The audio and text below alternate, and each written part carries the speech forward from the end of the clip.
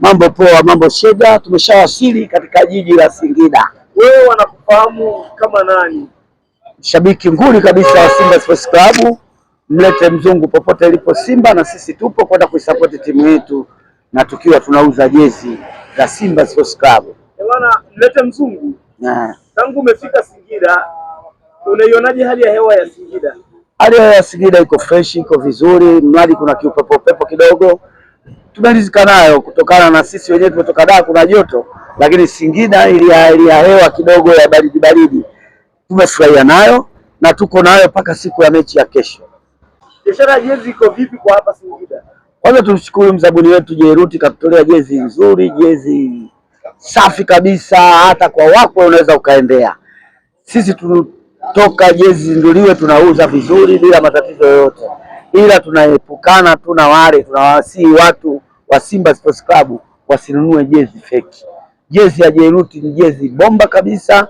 Mzabuni wetu katutolea jezi ya maana, jezi ile kwenda shule, jezi ile staili yoyote ile, yani kila mtu anapata jezi yake na saizi yake anavaa, na jezi inampendeza. Kuna jezi nyeupe, kuna jezi nyekundu, kuna jezi ya blue, mtoko mpaka kwa wakwe unakwenda na jezi yako umevaa na wanakupokea vizuri kabisa. Mechi ya kesho unadhani itakuwa ni mechi ya aina gani? Maana Singida na Simba huwa ni mechi ya ushindani.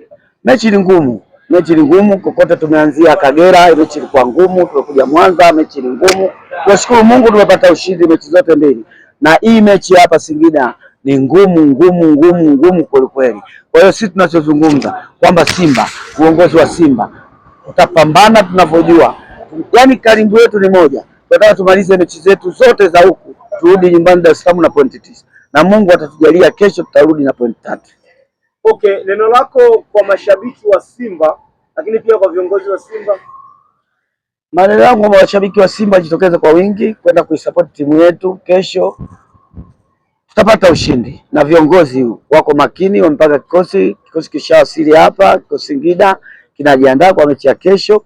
Wako vizuri viongozi wetu, wanapambana tupate ushindi. Kuna maneno yamekuwa yakisemwa kwamba kuna namna Simba mmepigwa kwenye upande wa usajili. Unawaambiaje mashabiki ambao wamekuwa wakirubuniwa katika namna hiyo hapo? Simba imesajili wachezaji wake kwa staili yake, na timu nyingine pia zimesajili wachezaji wao kwa staili yake. Waliosajili hao wana pointi 6 na sisi tuliosajili tuna pointi 6. Kwa hiyo hakuna mtu anasema kupigwa kwa usajili, mbona sisi hatujafungwa na wao usajili mbona hawajafungwa. Kwa hiyo sisi tusajili wachezaji wetu wa staili yake, na wao wamesajili kwenye timu yao ya staili yao. Ila mimi nawasifu tu viongozi wetu wa Simba Sports Club, wamesajili timu bora, wamesajili timu nzuri, watoto wadogo wenye kasi ya ajabu. Tukikutana na wazee sisi ni kuwapasua, yani ni kuwapeleka punzi ya moto mpaka wenyewe watasema hii Simba ni asali na maziwa.